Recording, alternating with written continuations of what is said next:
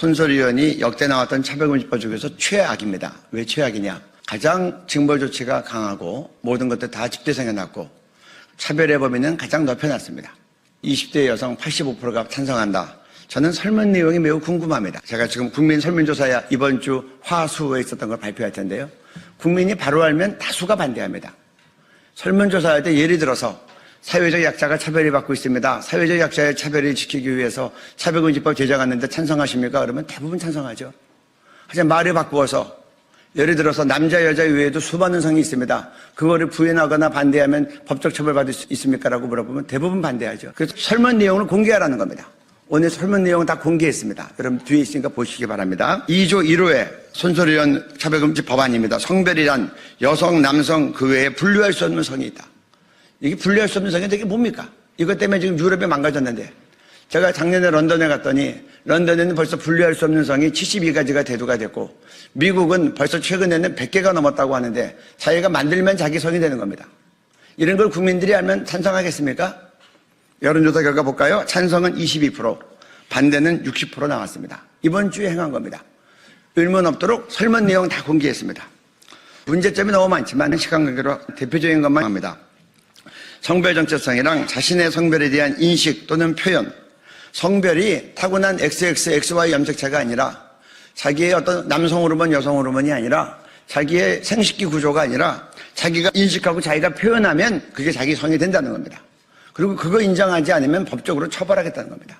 그러니까 남자가 여자라 그러고 여성 탈의실에 가서 옷 갈아입고 성범죄에 있는 남자가 자기 여자라 그러고 여자 감옥에 가서 같은 감방에 있는 4명을 성폭행하고 미국에서는 2명을 임신시키는 결과가 나도 법이 이렇게 돼 있으니 쳐다만 보고 있는 겁니다. 여기에 대해서 국민들은 어떻게 하는가? 이렇게 설문했습니다. 타고난 성별이 여성과 남성은 무관하게 자신이 주장하는 성을 법적으로 인정하는 것에 대해서 찬성 24%, 반대 66% 나왔습니다. 그 다음에 성전환 수술하지 않고도 자신이 원하는 대로 성을 합법적으로 바꿀 수 있는 것. 성전환 수술 않고도 자기가 여자라 그러고 여자 감옥 가는 겁니다. 그리고 여자 죄수들 강간도 하는 겁니다. 찬성 17.5%, 반대 74.4%. 이게 국민들 뜻입니다. 국회의원들 잘 들으시기 바랍니다. 그리고 차별금지법 주장하는 의원들, 단체들 왜곡해서 설문조사하지 말고 설문조사 내용 다 공개하십시오. 아까 갤럽도 얘기 나왔는데 갤럽도 예를 들어 성적 취향 그러면 국민들 모르죠. 그 안에 동성애 들어가 있다는 거. 처벌조항 얘기 안 하니까 잘 모르죠. 다 알고 찬성할 사람이 얼마나 됩니까? 이거 보십시오. 찬성 17.5%, 반도 74.4%. 그리고 마지막으로 처벌에 대한 것만 얘기하겠습니다. 국가인권위에 제기하면 3천만 원 이하의 이행강제금을 부과하고 반복해서 부과할 수 있다. 제가 쉽게 예를 들겠습니다. 목사님이 이렇게 얘기하십니다. 하나님이 남자와 여자를 창조하셨습니다. 남자 여자가 우리의 성입니다. 결혼은 남자와 여자가 하는 겁니다. 그러면 차별금지법 위반입니다. 그러면 국가인권위에 제소합니다. 그러면 주일날 그렇게 설교했으면 반복해라. 그리고 사과해라. 다시는 재벌이 없도록 해라.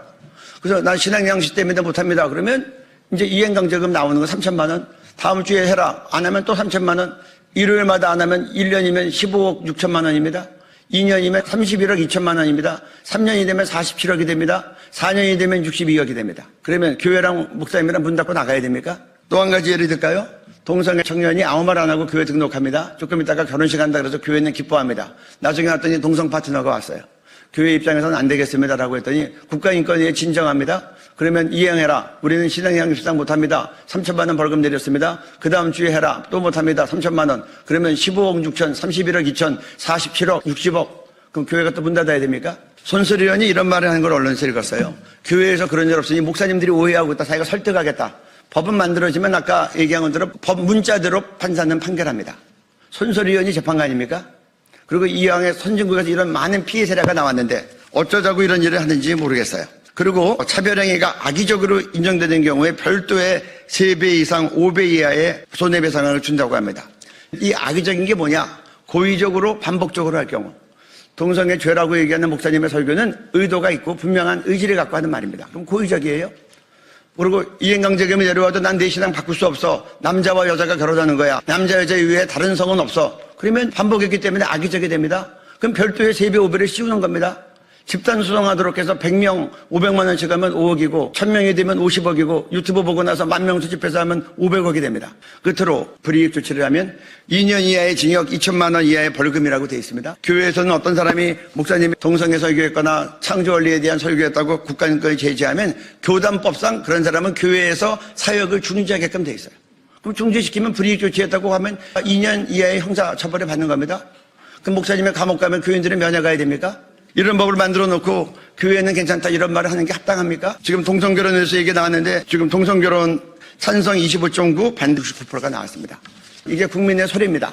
여러분들이 바르게 인식하고 또 대부분 차별금지법 지지 쪽으로 언론이 많이 나가는데 여러분들 양심적으로 돌보아 주셔서 공정하게 보도해 주시기를 부탁드립니다. 감사합니다.